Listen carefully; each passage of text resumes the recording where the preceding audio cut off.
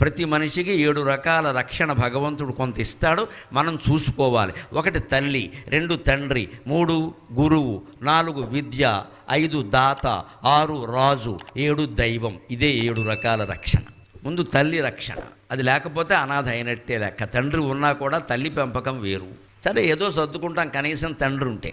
తల్లి తండ్రి లేకపోతే చెప్పక్కర్లేదు ఇంకా. అంటే తల్లి రక్షణ ఒక రక్షణ.